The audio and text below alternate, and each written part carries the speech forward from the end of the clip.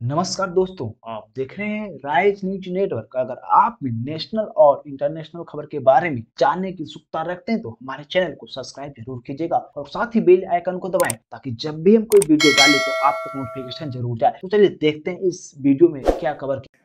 हिंदुस्तान का road infrastructure निश्चित रूप से, मैंने बिहार और यूपी में भी ये बात की है कि उनका रोड इंफ्रास्ट्रक्चर अमेरिका के बराबर होगा।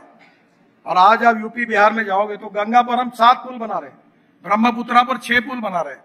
तो मुझे लगता है कि आने वाले समय में इंफ्रास्ट्रक्चर बदलने के कारण ग्रोथ बढ़ेगी, इंडस्ट्री बढ़ेगी, ट्रेड बिजनेस बढ़ेगा, टूरिज्म बढ़ेगा और निश्चित रूप से हिंदुस्तान वर्ल्ड की एक स्ट्रांग इकोनॉमी बनेगा। और हम निश्चित रूप से आज फास्टेस्ट ग्रोइंग इकोनॉमी है और हमारा उद्देश्य है कि हम वर्ल्ड की नंबर 1 की इकोनॉमी बने।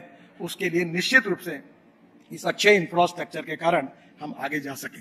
और इसमें सबसे अच्छी बात यह है कि रोड बनाते समय हमने कुछ हमारी इको फ्रेंडली विजन रखकर काम किया है। मुझे खुशी है कि हमने बांबू का क्रश बैरियर बनाया और आज वो सक्सेसफुल हुआ, सभी एजेंसी ने उसको सर्टिफाई किया है। और अब मेरे मन में ये बात है कि अब देश के हाईवे में हम लोग बांबू लगाएंगे बाजू में। जो भीमा बांबू है कर्नाटक का, बहुत अच्छा है, पोल्यूशन के लिए भी कम करने वाला है। और बांबू के क्रैश बैरियर होने से हमारे वनवासी बंधुओं को रोजगार मिलेगा और वो इको फ्रेंडली होगा। दूसरी इंपॉर्टेंट चीज है कचरे की। अभी हमने अहमदाबाद डोलेरो हमारा हाईवे पर 20 लाख टन कचरा रोड में डाल दिया। अभी दिल्ली में बहुत इंपॉर्टेंट, दिल्ली का मैं कम जानकार हूं, पर एक डीडीए का रोड था दिल्ली रिंग रोड 2। तो वो एक बार ये हमारे एमपी यहाँ के बहुत मेरे पीछे लगे थे कि विशेष रूप से आप ये रोड बनाओ। जो पानीपत से आने के बाद हमारा पेरिफेरल रोड के बाद 500-600 मीटर के बाद ये रोड शुरू होता है और वहां से एयरपोर्ट आने के लिए दिल्ली के बीच में जाने के लिए 2 घंटे लगते हैं। परसों मैं ये रोड देखने के लिए गया था। तो ये रोड बनने से आप एयरपोर्ट पर चंडीगढ़ से निकलने के बाद, पानीपत के बाद तुरंत बनेंगे तो 20 मिनट में द्वारका पहुंचोगे, 20 मिनट्स। और द्वारका में हमने 30 किलोमीटर 10,000 करोड़ का द्वारका एक्सप्रेस हाईवे बनाया और द्वारका एक्सप्रेस हाईवे से डायरेक्ट आप दिल्ली मुंबई हाईवे तक जाएंगे। और जो शिव मूर्ति है वहां हम टनल बना रहे 2, जिसका वर्क अभी ऑर्डर हो गया है। एक T3 पे जाएगी टनल और एक बसंत विहार जाएगी। तो ये जो अभी भी मैं 10 मिनट ट्रैफिक जाम में फंसा था इस होटल के सामने आगे धौला कुआं से, तो आने वाले समय में मैं विश्वास देता हूं कि 2024 समाप्त होने के पहले दिल्ली में ट्रैफिक जाम को मुक्ति मिलेगी, क्योंकि हम दिल्ली में 65,000 करोड़ रुपए के काम कर रहे हैं, जो केवल दिल्ली के ट्रैफिक जाम को हम सॉल्व कर रहे हैं। और ये जो काम है ये दिल्ली के लिए बहुत ही इंपॉर्टेंट है और उस कामों के बारे में बड़ा रिवोल्यूशन होगा। हम 260 रोपवे, केबल कार, फेनिकुलर रेलवे बना रहे हैं और अभी धीरे धीरे दिल्ली, मुंबई, बेंगलोर, चेन्नई, यहाँ जो पब्लिक ट्रांसपोर्ट है वो हवा में कर रहे हैं। अभी हमने बंगलोर के लिए एक रिपोर्ट तैयार कर रहे हैं जो डबल डेकर बस जैसी हवा में जाएगी। और मैं उनमें से नहीं, वो झूठी बातें नहीं करता, मैं पहले बता देता हूं, मेरी एक एक बात रिकॉर्ड कर लेना, नहीं हुई तो ब्रेकिंग न्यूज जरूर लगा देना। तो अभी हम लोग ये रोपवे केबल कार में काम कर रहे हैं, ये पोल्यूशन फ्री है, सस्ता है। हिमाचल प्रदेश, उत्तराखंड, हिमाचल, नॉर्थ ईस्ट बहुत से प्रपोजल है।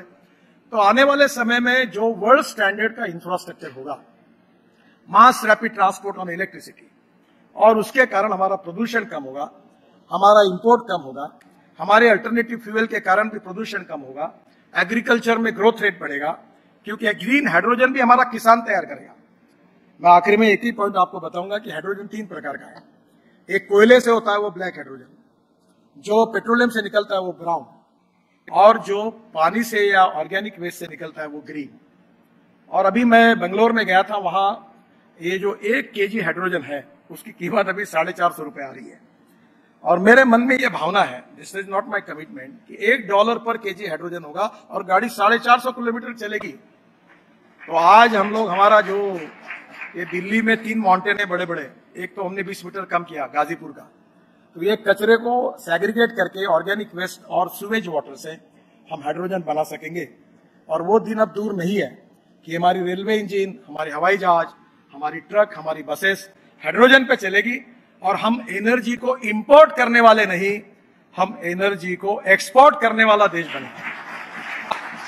और ये जो 16 लाख करोड़ जो बचेगा, तो मुझे लगता है कि इससे काफी देश में अल्टरनेटिव होगा। मुझे बहुत खुशी है कि बहुत सी बातें हैं पर समय की कमी है, और आने वाले समय में प्रधानमंत्री जी के नेतृत्व में विशेष रूप से हमने काफी नए प्रयोग किए, जो परली है, जिसमें मैं अक्सर है कि हमारा 16 लाख करोड़ का इंपोर्ट है फॉसिल फ्यूल का, और हम चाहते हैं कि इसका अल्टरनेटिव ढूंढे और ये दिल्ली का प्रदूषण भी कम हो, देश का भी प्रदूषण कम हो, import substitute, cost effective, pollution free और इंडिजिनस।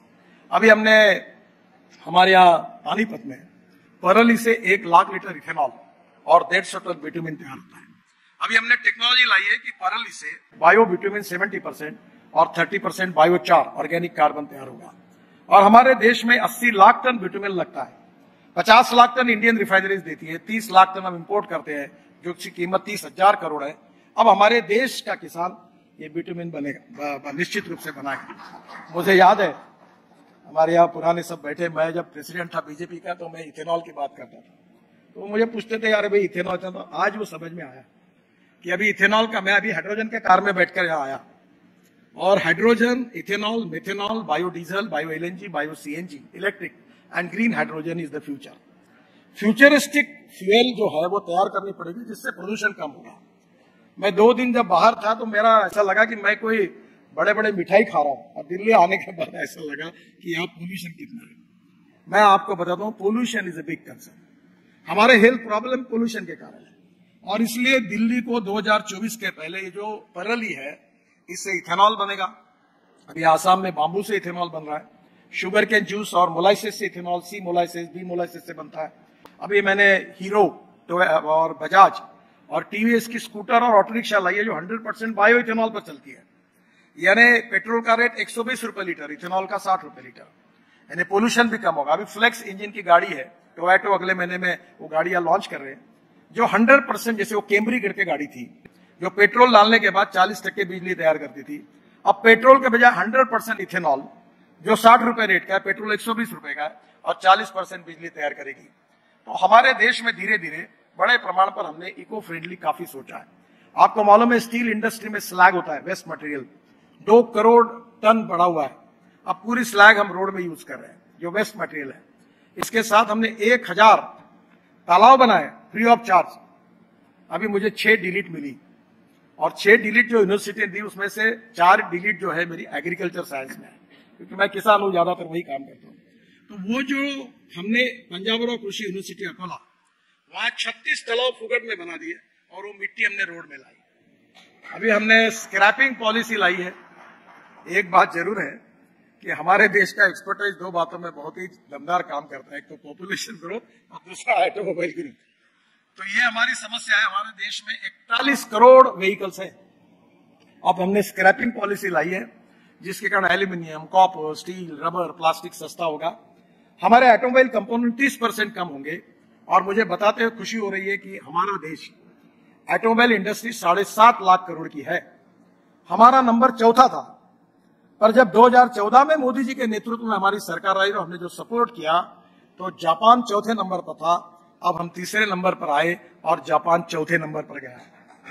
तो आज ये मैं आपको आज बता रहा हूं कि 5 साल के अंदर अभी चाइना नंबर 1 पर है, अमेरिका नंबर 2 पर है, इंडिया नंबर 3 पर है, और मैं विश्वास के साथ बताऊंगा कि आने वाले समय में 5 साल के अंदर ऑटोमोबाइल मैन्युफैक्चरिंग में हम वर्ल्ड में नंबर 1 पर पहुंचेंगे। Electric buses, double decker buses आई, इलेक्ट्रिक स्कूटर आई, इलेक्ट्रिक कार आई। इसी होटल में मैं आता था तो लोग पूछते थे गाड़ी रास्ते में बंद होगी तो कैसा होगा, चार्ज कैसे होगा, कोई नहीं पूछता। अब वेटिंग लिस्ट है। अब आउट ऑफ टर्न हमें गाड़ी दिलाओ करके लोग मेरे पास आते हैं। तो पहली बात ट्रांसपोर्ट सेक्टर में, अगर हमारा ये वीडियो आपको जरा सा भी पसंद आया हो तो लाइक, सब्सक्राइब और अपने दोस्तों के बीच में शेयर जरूर कीजिएगा। धन्यवाद। जय हिंद।